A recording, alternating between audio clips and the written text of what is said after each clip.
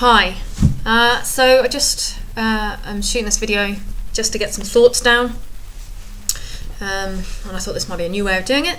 So what I'm here to talk about is why we need to make a big change in this world. We are going to see ourselves, we are driving ourselves to extinction currently. Only recently David Attenborough was interviewed on BBC Newsnight about his thoughts on the planet and where we're heading towards, and he called upon the big players to make a change, to be the drive for that change. He called on politicians and large industries to get that change going. Now, yeah, absolutely, totally agree in some ways, in that if you want something doing, if you want to get a message out there, then ask the big boys, the big guys to do it.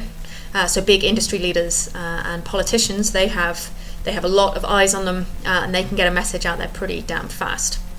However, a lot faster than little old me can do on my own.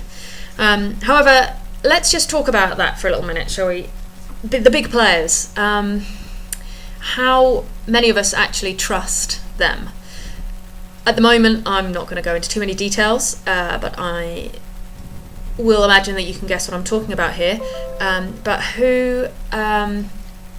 how many people would actually listen to politicians? Certainly at the moment. I mean, there's stuff going down, and I mean, I don't know a lot. I don't follow the news, if I'm honest, but I get the impression that not a lot of people are trusting the politicians out there. Ooh, my eyebrows are horrendous. So why would we want to listen to people that we might not necessarily trust? But they're the big players, and they do get the most reactions quite quickly. But how about if we were the reason for change? If we could make that change? If we could stand up and go, right, do you know what, I'm going to make a decision here that changes things, goes against the status quo. So yeah, and that's rambling for over 2 minutes on stuff, but it's just my thoughts, getting them down. It's a bit like a mind map on a piece of paper. I do like a good mind map.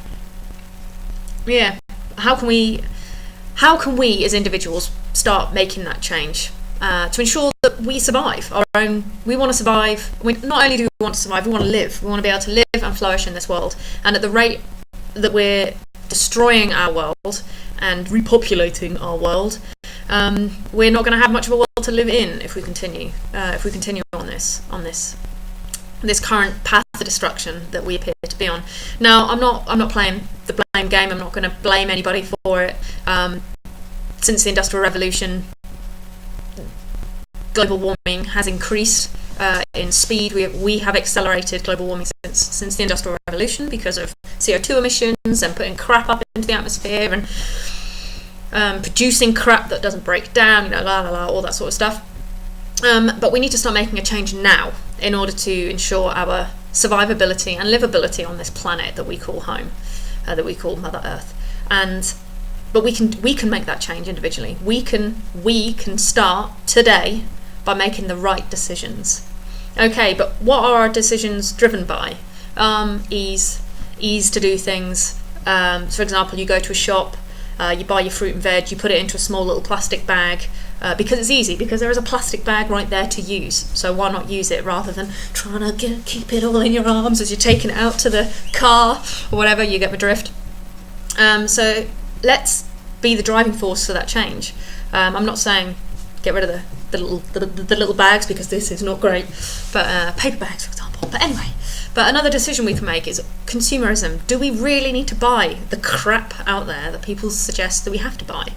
It's Christmas soon. I mean, officially you can start talking about Christmas now, because it is the 29th of November. It was all in my house after my mum's birthday. You could start talking about it. So anyway, it's Christmas coming around the corner, less than a month away, and every shop you walk into is telling you, buy this, buy this, buy this, because this is the best in thing that you just absolutely have to buy.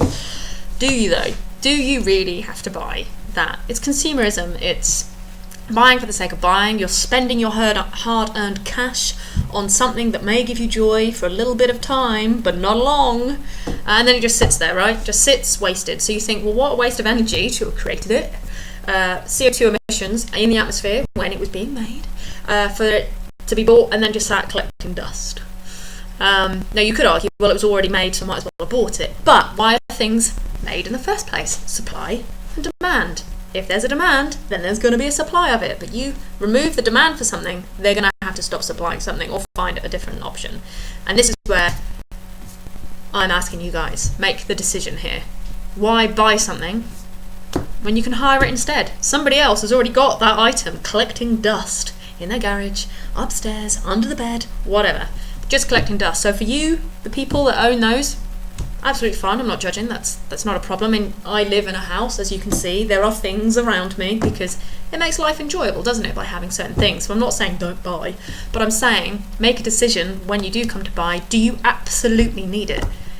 How long are you going to use it for? Is it just a temporary thing? Why not hire it from somebody else that's got it? Just a thought. And the way you can do that is by using my website. There's my ramblings. Toodles.